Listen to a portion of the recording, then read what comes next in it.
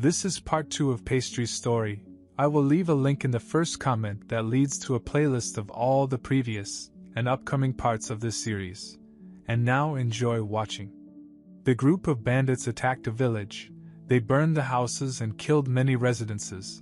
Then they gathered their loot. But it's not enough supplies for all men. After hearing that, the bandits' leader decides to go to Mortem Fief. Meanwhile, Casserole inspects the fortification process of the village. Then Feuille informs him that the bandits have already attacked the village nearby. Casserole is shocked, as they anticipated the time for the bandits to reach them was 2 months. He asks Pastry to summons the leader of each village as well as Cointreau and Glackage to attend an urgent meeting at once. Later, Casserole orders the other villagers to fill their wells with sand and evacuate their homes and take all the supplies to stay in the main village. While Pastry is thinking of a plan on the walls, Mark and Lumi, his self-proclaimed lieutenants, join him on the walls. They have come to assist him, and they ask for instructions of what to do. He then asks them to go and gather a bunch of small rocks that can be tossed by kids their age. They go to gather the rocks, and while they do that, Lumi asks Mark about Pastry's magic. He tells her that Pastry is keeping it a secret, as he say that he is still practicing it.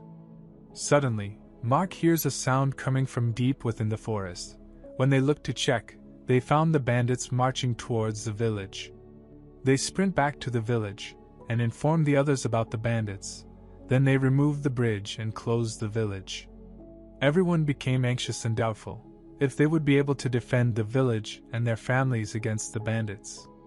Casserole calms them all down and encourages them. While they await the bandits to come, Feuille suggests that the bandits might wait till sunrise to attack, since they don't know the area very well, which will make them at a disadvantage at night. Casserole tells him that he is sure they will attack as soon as possible, as they didn't get much supplies from the other villages they raided, because of the last year's frost, which affected the quality of the crops and the harvest.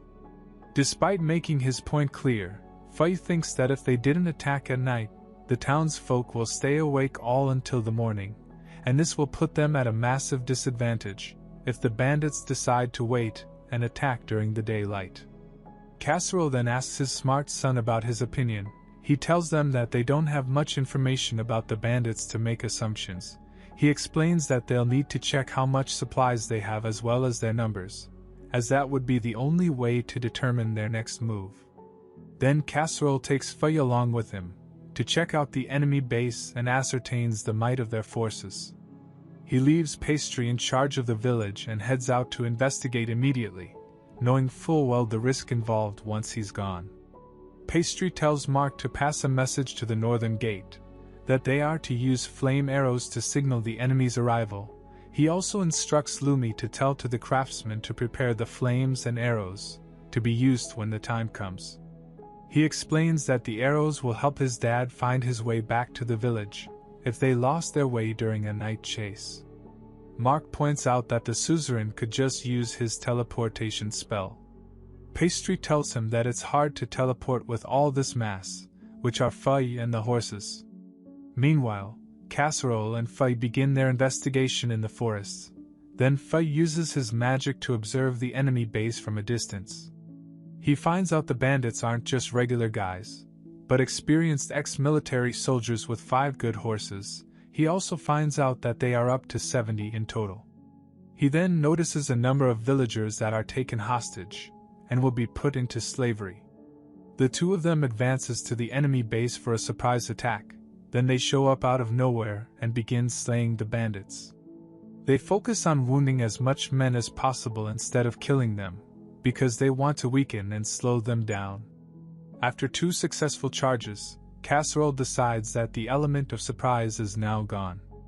He shouts to Feuille and instructs him to make a retreat back to the village. Then, as planned, the remaining bandits immediately chase after them, even when their leader tries to make them stop. Over at the village wall, Glackage heard the running sound of the horses. Then he shoots a flame arrow toward the sound source. Seeing the arrow, Casserole knows that Pastry must have set a trap. Knowing this, they decide to pass through another route. Meanwhile, Pastry gets notified of the incoming enemies. He orders his kids' squad to commence their attack. They immediately start raining stones down the path with slingshots. They also set some of the stones on fire for additional damage. They manage to halt the pursuit of the bandits, and they continue to rain down flaming stones on the bandits, who are struggling to pinpoint where the attack is coming from. Casserole and Fei then take advantage of the enemy confused order, and they charge at them and finish some of them off. The bandit leader catches up to them, then he decides to head directly to the wall, to climb it to stop the attack. He dodges the rocks thrown at him and dashes from the cliff into the walls, to climb using his daggers. Despite the villagers trying to stop him, he manages to get inside the walls, and immediately starts slaying the weak villagers one after the other. His men then follow his lead and climb the walls. Blackage comes to face the leader in a duel, while the kids hold back the other bandits, who manage to make it past the wall. The leader rushes towards kids, then he swings his sword at them, but Pastry saves them but ends up injured. The leader immediately takes Pastry hostage, but Pastry notices a bandit whose face is burned and is in a severe pain.